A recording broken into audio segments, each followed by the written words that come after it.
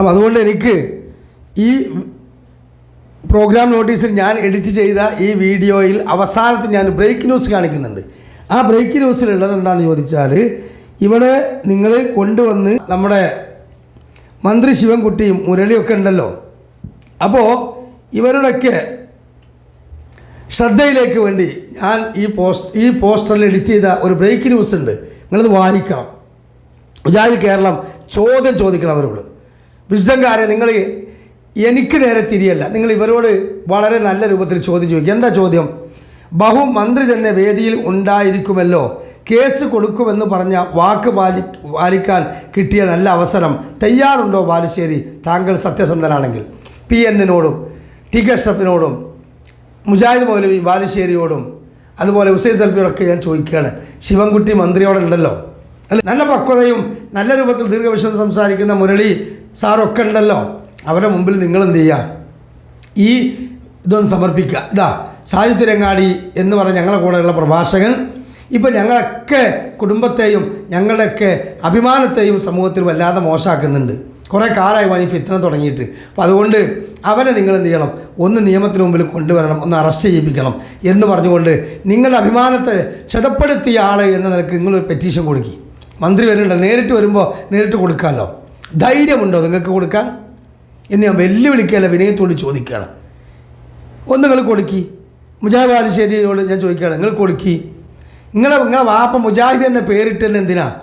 തൗഹീദിൻ്റെ ആശയ പോരാട്ടത്തിൽ വിജയിച്ച ആ ദിവസത്തിൽ സംവാദത്തിൽ നിന്ന് വാപ്പ ആവേശത്തിലിട്ട പേരാ. ആ വാപ്പാക്ക് ഇപ്പോൾ തോന്നിയിട്ടുണ്ടാവും വെള്ളിക്കോൽമ വെള്ളിയില്ലാത്ത പോലെ ആയല്ലോ അല്ലേ? ഇത്രയും തോന്നെ അമ്പലങ്ങളിലൊക്കെ തൗഹീദ് പറഞ്ഞിട്ട് നിങ്ങൾ സ്വന്തം വീട്ടിനകത്ത് കട്ടിലടിയിൽ സിഹറുണ്ട് എന്നും പറഞ്ഞത് ആ പെര വിറ്റ് പോണതും ആ വിറ്റ് പോയ വീട്ടിൽ ആരിസ്കാക്കൂടെ വീണ്ടും ചികിത്സക്ക് ആളെ വിളിക്കുന്നത് എന്തിനാ? ശൈത്താനിയ ഷർറുണ്ട്. ഇതാണോ നിങ്ങൾ പഠിപ്പിച്ച തൗഹീദ് നിർഭയത്വം? നിങ്ങൾക്ക് ഇതൊക്കെ പറയാൻ അർഹത ഉണ്ടോ?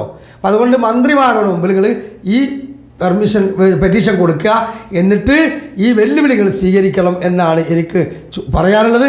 നിങ്ങളെല്ലാ ആളുകളും ചോദിക്കണം അവരോട്. എന്താ സാഹിത്യരങ്ങാടി പറഞ്ഞിട്ട് മാസങ്ങൾ കഴിഞ്ഞല്ലോ, എന്തെങ്കിലും മിണ്ടാത്തത്? ആരും മിണ്ടാത്തത്? ഗവൺമെൻറ് ഉദ്യോഗസ്ഥന്മാരൊന്നും മിണ്ടാത്തെന്താ? ബാലുശ്ശേരിയൊക്കെ വായ പൊത്തി എന്തിനാ?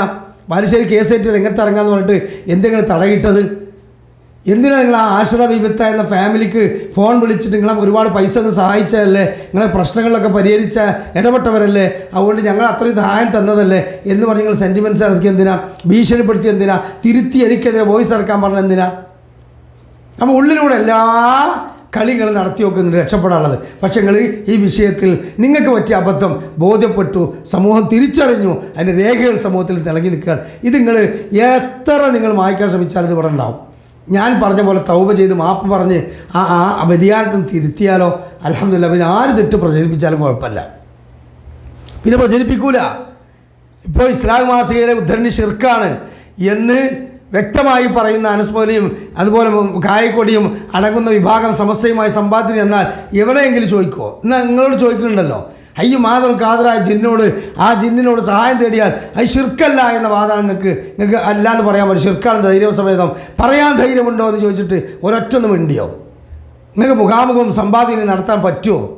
അപ്പം അതുകൊണ്ട് ഈ തൗഹീദാകുന്ന മഹത്തായ ഇസ്ലാമിക പ്രസ്ഥാനത്തിൻ്റെ പുരയിലേക്ക് തൂങ്ങി നിൽക്കുന്ന ആ ഷിർക്കിൻ്റെ കൊമ്പ് മുറിച്ചു മാറ്റാൻ പറഞ്ഞ വന്ധ്യവയോധികരായ പണ്ഡിതന്മാരുടെ തീരുമാനങ്ങളെ എതിർത്തുകൊണ്ട് നിങ്ങൾ പുറത്തിറങ്ങിയതിൻ്റെ കുരുത്തക്കേടാണ് നിങ്ങൾ അനുഭവിച്ചുകൊണ്ടിരിക്കുന്നത്. അതുകൊണ്ട് ഈ മാനക്കേടിൽ നിങ്ങൾ രക്ഷപ്പെടാൻ നിങ്ങൾ എത്ര മുഖം കൊണ്ട് ഒരു എന്താ പറയുക ടവല് പൊത്തേണ്ടതിന് പകരം ഉസ്താദിന് മുമ്പിൽ അവറത്ത് കാണിക്കാൻ പാടില്ല എന്ന് പറഞ്ഞിട്ട് മൊത്തത്തിൽ പർദ്ദ കയറ്റി അവറത്ത് മറച്ച പെണ്ണിൻ്റെ അവസ്ഥ പോലെയാണ് നിങ്ങളുടെ അവസ്ഥ.